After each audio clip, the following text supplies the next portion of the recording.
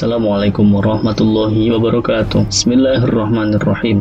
Warna Hidup kembali menghadirkan kisah Islami dan kembali mengetengahkan sepenggal kisah sang mujtahid pendiri mazhab Syafi'i, yaitu Imam Syafi'i. Imam Syafi'i adalah sosok ulama yang sudah mencapai derajat mujtahid mutlak, orang yang sangat masyhur dengan budi pekerti yang sangat baik. Kisah ini diungkapkan oleh Sidi Syekh Al-Imam Abdul Wahab Asy-Sya'rani.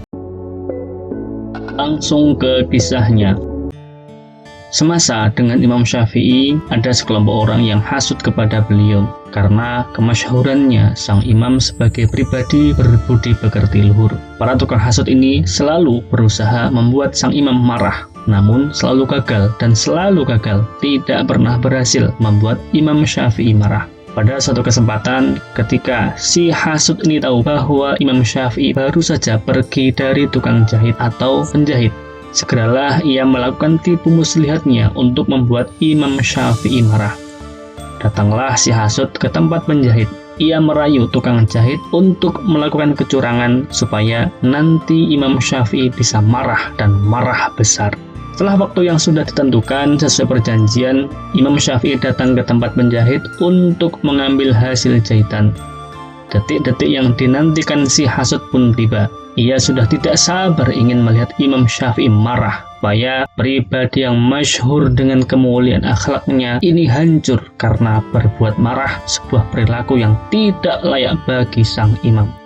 Segera tukang jahit memberikan pesanan kepada beliau sang imam, yang tentunya tidak sesuai dengan pesanan sang imam. Saat mulai dicoba oleh sang imam, ada keanehan.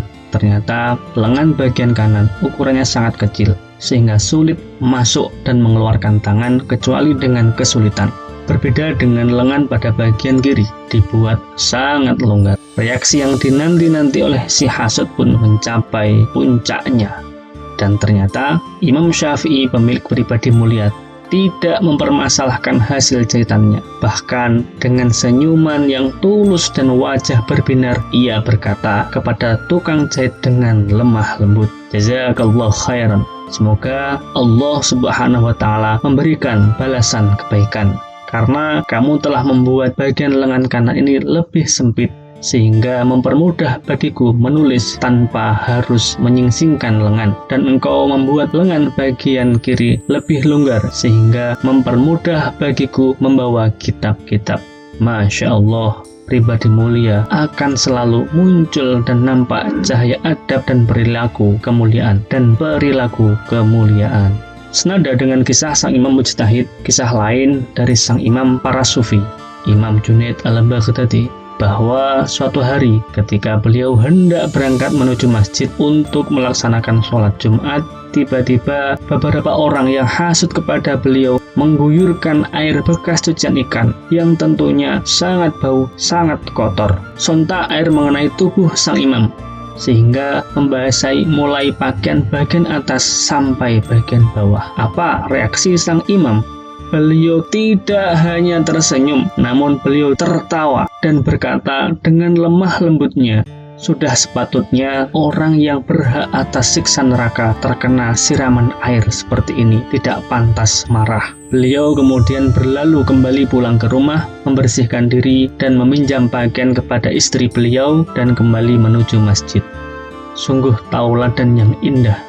Para ulama salaf berkata, derajat itu tergantung pada pekertinya. Semakin baik budi pekerti, maka semakin tinggi derajat kemuliaan. A'ada alayya wa alayna mirridhu'ihima wa barakatihima wa asrarihima wa anwarihima wa alumihima wa akhlaqihima. Demikian, semoga memberi manfaat dan memberikan warna.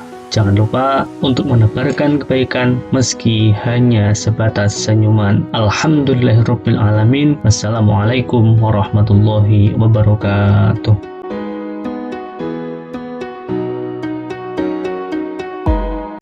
قد كفاني علم ربي من سؤالي واختياري